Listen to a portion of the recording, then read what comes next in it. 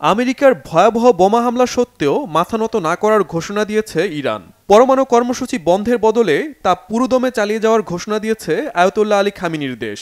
এরই মধ্যে ইরানের পররাষ্ট্র মন্ত্রণালয় সাফ জানিয়ে দিয়েছে, আমেরিকার সাথে কূটনৈতিক আলোচনা চালালেও বন্ধ হবে না ইউরেনিয়াম সমৃদ্ধকরণ। ইরানের এমন পদক্ষেপের বিষয়টি নিশ্চিত করেছেন মার্কিন প্রেসিডেন্ট ডোনাল্ড ট্রাম্পও।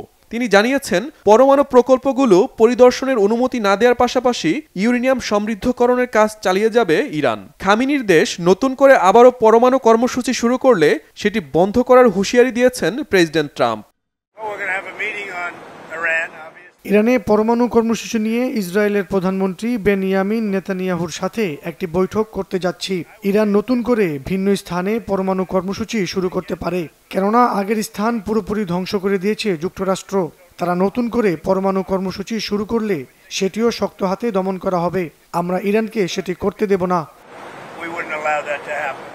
মার্কিন প্রেসিডেন্ট জানান, ইরানের ইউরেনিয়াম সমৃদ্ধকরণের মাত্রা 3% নিচে দেখতে চান তিনি। তবে তা মানতে নারাজ দীর্ঘ 70 বছর ধরে পরমাণু কর্মসূচি চালিয়ে যাওয়া আয়াতুল্লাহ আলী খামেনির দেশ। ইরান বরাবরই দাবি করে আসছে, তাদের ইউরেনিয়াম সমৃদ্ধকরণ বেসামরিক কাজে যেমন বিদ্যুৎ, গ্যাস ও তেল উৎপাদনের জন্য ব্যবহার করা হয়। আর শান্তিপূর্ণ কর্মসূচির অংশ হিসাবে ইউরেনিয়াম সমৃদ্ধকরণের মাত্রা 15 থেকে 20% চায় ইরান।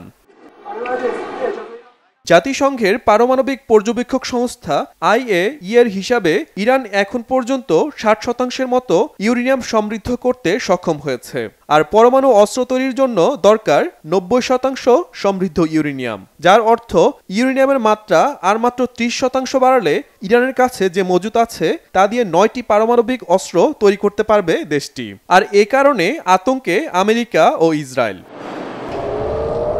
ফলে ইরানের অনড় অবস্থানের কারণে আবারও ঘোলাটে হচ্ছে মধ্যপ্রাচ্যের পরিস্থিতি। সময়ের সাথে সাথে বাড়ছে আবারও ইরানের ওপর যুক্তরাষ্ট্র ও তার মিত্র ইসরায়েলের হামলার শঙ্কা। আর সেটি বুঝতে পেরে ইরানও হুঁশিয়ারি করে দিয়েছে, যে কোনো হামলার কঠিন জবাব দেওয়া হবে। শুক্রবার এক বিবৃতিতে ইরানের সশস্ত্র বাহিনীর প্রধান মেজর জেনারেল আব্দুল রহিম মুসাবি সতর্ক করে দিয়ে বলেন, যে কোনো হামলা মোকাবেলায় সব ধরনের প্রস্তুতি এরই মধ্যে শেষ করেছে তেহরান। এবার ইসরায়েলের প্রধানমন্ত্রী বেনিয়ামিন নেতানিয়াহুকে যুক্তরাষ্ট্র বাঁচাতে পারবে না বলে হুমকি দেন তিনি। মুসাভি বলেন, ইরানের শক্তি সম্পর্কে ইসরায়েল যুক্তরাষ্ট্রের ধারণা নেই, তাই এবারের হামলা কতটা ভয়াবহ হবে তা তারা কল্পনা করতে পারছে না।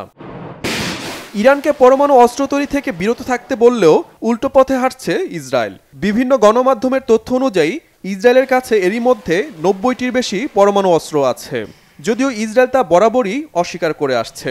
বিশ্লেষকদের প্রশ্ন, যদি ইসরায়েলের কাছে পরমাণু অস্ত্র থাকতে পারে, তবে মধ্যপ্রাচ্যের অন্যতম শান্তিপ্রিয় ও শক্তিশালী দেশ ইরানের কাছে পরমাণু অস্ত্র থাকায় দোষ কোথায়?